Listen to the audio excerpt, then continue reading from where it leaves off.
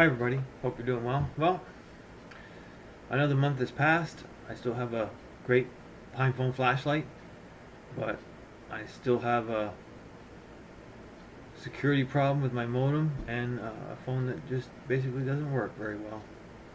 So let's see what happens in the February update. There must be some new and exciting stuff about the old PinePhone. Let's find out. Progress. The PinePhone Explorer Edition launch has been one of the smoothest device rollouts we've had in years. We announced it in October, laid out the roadmap for delivering the Explorer Edition by January 2020, and have succeeded. All phones ordered prior to January 18th have been dispatched, and most are in the hands of their owners. Oh boy. We've also managed to get our shipment of the Suckers. PinePhone keyboard and add-on cases out the door just Yeah, before yeah. Chinese New Year. While the keyboard and Here's add-on your cases PinePhone. development and Hello, delivery hello, isn't quite as hello. much I got the success new story as keyboard. that of Oh, PinePhone yeah, it's Pro, really good. We're happy for people to finally get them. Maggie's kernel tree now has some software improvements for the keyboard, and Samuel has written a new driver to check the battery voltage, which can be read from sysfs. You can also now set what wattage your case delivers to the phone from the keyboard, which is useful for the PinePhone Pro since the default wattage is too slow to charge the PinePhone while using it. How about making some phone calls? PinePhone Pro or an add-on or keyboard case during Chinese New Year, please allow us some time to catch up with orders. Isn't it? So, Plasma Mobile. so you you Chinese New Year? How long does it go on for? Isn't it just one day? I mean, what are they celebrating for a month or what? I don't hear Apple saying, "Oh, we can't deliver any iPhones because of Chinese New Year." I don't hear Samsung saying anything like that. What the hell? What a garbage excuse to not be able to deliver a product. Of course, you're probably saving them from the pain of getting it anyway. Mobile recently had a new release featuring several UI improvements, including a new revamped task switcher and quick settings panel. The app drawer has seen some improvements so that it runs better and apps can be removed from it. And the mobile power settings menu has received some fixes, and there's been a ton of bug fixes and UI improvements in Plasma Mobile applications themselves. Currently in development is gesture-based navigation and plans for redesigning the home screen. You can learn more about the new release on the Plasma Mobile blog. BigTorque has been working on custom firmware for the modem. Most of the time has been spent on re-implementing things stock firmware did and trying to patch up things that... Why do we have to write our own firmware? Where's the vendor on this? Shouldn't the vendor be providing a bug fix or the security fix for the modem? Like what gives here? Didn't work so well. And since the PinePhone Pro and PinePhone do not have the modem integrated into the SoC, there has been some difficulties on getting things to work. However, it also gives opportunities in making it do things no other phone can. Recently, he implemented messaging and voice calling functionality in the modem's user space, which means that you can call or text the modem itself. This is just the proof of Why would I concept want that to do only that? works correctly on modem manager-based distros and has a limited set of commands, and calls can only play a sound file on loop. But it opens up endless possibilities to develop functions. How about a properly functioning phone? Is that an endless possibility too? Modem call you in a predefined time, so that you can have an excuse to get out of a meeting. If you are running the latest release, send no one will believe you. What, you got a PinePhone? If it doesn't work, you don't have to get out of a meeting. 555-01-99-999 to get a reply back with a list of functions. You've been able to install BigTorque's command line firmware for a while, but you had to do some risky command line stuff to get it working. Risky? Well, work is being done Brick to the make the phone. modem Risky, I'll updatable bet. to the Linux vendor firmware service using FWUPD. It took a long time to get it working since the modem update process is not documented and contains bugs, but these were solved and integrated into the firmware update modem manager and fastboot plugin. So I'm supposed to take a non-vendor firmware and cross my fingers I don't brick the phone to get rid of the security vulnerability. Is that what you're saying by that? It's really hard to tell because you're just blah blah blah blah blah. Phone calling itself. Can you stick to fixing the phone? These patches have been submitted to their respective projects to make it work, and after some help from LVFS and firmware update maintainers, firmware updates through LVFS have been signed and properly tested by Dylan and BigTorque. This means that you can now update modem firmware through GNOME settings, KDE Discover, or the firmware update command line after switching to the community firmware branch. Note, this branch isn't supported by the modem vendor at all, but it provides stability. Great. The modem vendor doesn't support whatever the was you just said because it's all Japanese. Only to the Kool-Aid drinkers do you know what he's just talking about. The rest of us are, I guess, out of luck. Yeah. There's Sparky. Sparky hates PinePhone. He just came to tell me, "What, Daddy? Why you listen to that stupid PinePhone again? I thought you went back to your BlackBerry. I did go to back to my BlackBerry, but we got to make these people pay. So down you go, and we're gonna listen to what other bullshit they've come up with this month for the PinePhone." Quality improvements, enhancements, and the root exploit used by recent malware attacks to brick the modem has been fixed. Initial successful e-paper enablement on mainline-based Linux now works thanks to work done by Samuel and PG Whitehouse. This allows partner projects to start work on porting their OSs to the Pinode. Okay, that's it. For grayscale display. That's it for AE now has some updates. units and has been Very working sad. on apps for it, and The at the PinePhone moment, flashlight developers lives are on working as a to flashlight. take off. So I bought the PinePhone Pro. Sucker. I've had it for about a week, and I've been daily using it for the past week, and I was daily Liar. driving it for about 3 days as my exclusive cell phone. I wanted to use this video just to share my thoughts on the PinePhone, do a bit of a review, but not like a super in-depth tech review. I'm not a mobile tech reviewer, so it's a little outside of my wheelhouse, but I decided to share my thoughts on it and kind of the bigger picture of what's going on with Android and what's going on with mobile Linux, because both of those are going to be important in the next several years. I doubt it. So I'm on PinePhone's website here. I just want to go over a little bit of the specifications of the PinePhone just to familiarize ourselves. We're gonna with skip over what it that because actually nothing's offers. changed there. PinePhone or Pine64 is pretty transparent about who the phone is for and about who the phone isn't for, and you can see that here. Yeah. It's much better than really the warn original against PinePhone, that's for sure. coming into this hardware with At least they're not being dishonest. exceedingly high expectations.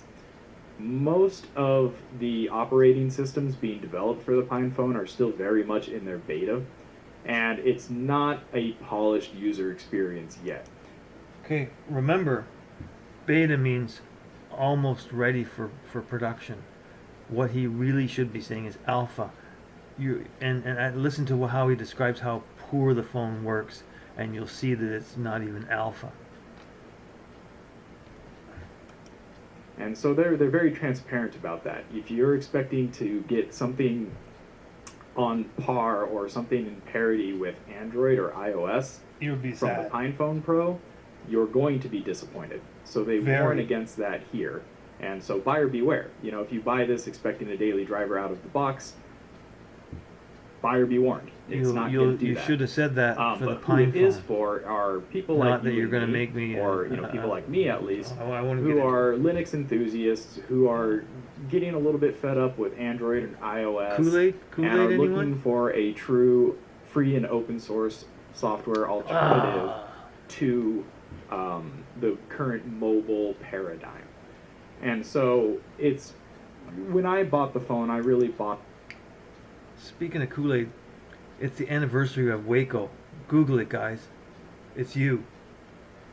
It to throw support toward mobile Linux financially, and just to have kind of something to play around with and see how it develops. So that's the phone. I will say from the hardware specifications, the hardware is fine. If you bought a phone with this hardware and ran Android, it wouldn't be the most polished and it wouldn't be the most inspiring user experience, but you would use it. It would be a fine phone to use, and it's about on par with a mid-range or entry-level Android phone. So the hardware, which is what Pine64 is in charge of, is completely serviceable. It's great. Where the PinePhone, from my perspective, starts to fall apart is on the software side of things. Yeah. So as I said a moment ago, the software for PinePhone Pro is still very much in the beta. It ships. Alpha. Sorry, I got some construction going on. If you can hear that, it ships out of the box with Manjaro KDE, which I found completely unusable. It's very slow, very stuttery. It doesn't receive MMF. What? Very slow. I thought the new hardware was faster, and it's lickety split. I remember all the videos I saw. Oh, it's so much better. Apparently not. That's out of the box. The phone calls are very, distorted on both the microphone end and on the speaker end. Poor it kind quality of feels like is what you're it talking is. in a tunnel. I don't know if that's a hardware issue or a software issue. The App Store isn't populated or well supported. The couple apps I did try to install from the App Store didn't install correctly. And I've read reports online that system updates have soft bricked a lot of people's phones. Oh, right, nothing like a good soft brick. So the PinePhone Pro seems to have all the great features of the PinePhone. Oh, Sparky's sister, Mischief, has just arrived to see what's going on. So, going into the terminal on the phone and doing sudo pacman-syyu to update your system actually broke a lot of dependencies on the phone and soft bricked people's phones, and they were forced to reset the phone or install a new operating system. Nice. That's always a pleasure. KDE, the team behind the KDE Plasma desktop environment, or whoever's maintaining these forks, I'm sure they'll be coming out with a couple updates in the near future to address some of these problems. Would you like a But PinePhone? again, I Rascal? found KDE Sparky Plasma doesn't or want one. KDE Mobile, whatever it's called, borderline unusable on the phone. Which is why I switched Unusable. over to, it's called Phosh, Manjaro Phosh, and I actually flashed that onto my eMMC, even though they warn against flashing to your actual storage, and they just recommend booting from the SD card. What? What the hell's going on there? I think I already know. I just wanted to act that out because I've watched some other videos, and you're gonna be surprised at why you're not supposed to do that. So that being said, what we're going to look at today on the hardware side of things is actually Manjaro Phosh, which doesn't ship out of the box, but I found wholly more usable than the Manjaro KDE operating system. So I've got my phone here, you guys can see it. I'm just going to go ahead and boot it and kind of take you through the ins and outs of my experience with this phone, and then I'll provide some thoughts at the end. So let's go ahead and boot this. Okay, I'm just gonna skip past that because we know it's not gonna go well. Today I go into Here's some good stuff. my camera. And we'll try to boot my camera. And then we're just kind of hanging on this screen. And I've let this run indefinitely. I've let this run for like 10 minutes trying to boot the camera. And so far I haven't been able to boot the camera, and I'm pretty sure I read somewhere that the camera hardware isn't supported by the software yet. Oh, so hopefully that nice. gets addressed soon. No So I'm gonna hit this camera. bottom arrow here, and it's going to kill the operation, and that's it. Coming over here to messages. I don't know if I have messages on here. Yeah, I do. So you're going to see some of my contacts. I'll blur that out. Messages are fine. It sends and receives SMS perfectly. I haven't had an issue receiving or sending just standard text messages. Perfectly, he But said. I haven't been able to send or receive a MMS yet. So like Still pictures no or GIFs or anything multimedia. like that. Same as That's the just PinePhone. all been hasn't been working since the time I've been using the phone. Since Which the is time of the a bit last a problem hardware too. for a lot of people who are expecting to use this as a phone replacement. One other glaring issue with messages is I haven't been able to get group texts working. And, a lot of people rely on group Glaring text now. issues. I know I do. It becomes like a surrogate social media in a way with just the people you care about. So having that feature missing is disappointing, but understandable, especially as most of the software is still in a beta stage. Yeah, alpha. We have a music player, Lollipop. This is actually what I use on my computer as well. Lollipop is a Okay, serviceable media so player. let's I've got no issues with it. You have artists. So let's just recap. The PinePhone Pro sucks just as bad as the PinePhone does.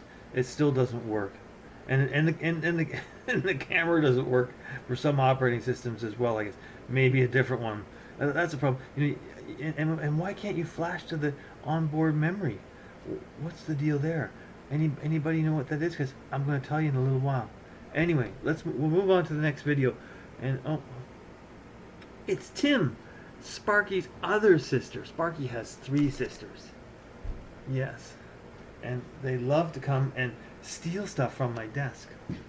I used to have 2 of these Bluetooth headsets, but one of them disappeared, didn't it, Tim?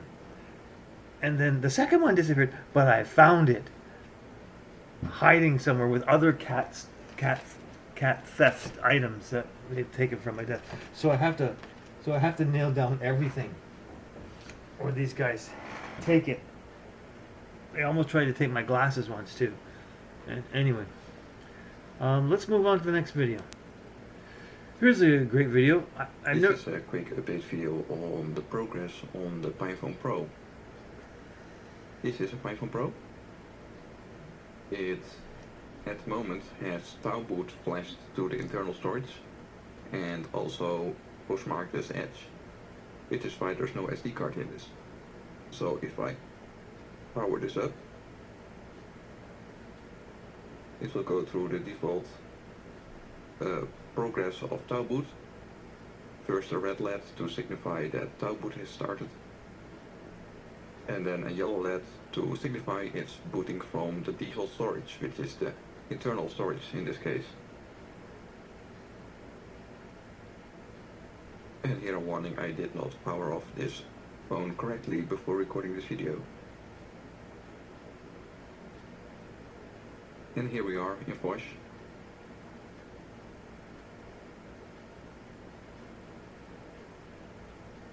And well, yeah, this is basically your standard Vosh experience. You can open postmarked as tweaks to get a few stats about this. Here you can see that my disk size is the I'm not really sure what the 128 point of this guy's UMC, video is. that's It's internal. fairly short. And I'm running the latest 5.16.3 kernel, and this all seems to be pretty stable when running from the internal storage. And of course, since this is PINEPHONE Pro, this is also all very, very fast. Well, especially compared to the original Hi, PINEPHONE. Sparky. First launch of these apps is still a bit slow because it has to load full desktop applications from the internal storage. It's still a bit slow. I thought the PinePhone Pro was faster. wife just ran Why out do I of keep battery. hearing people calling it slow? But yeah, Anyway, I'm gonna skip ahead to the point.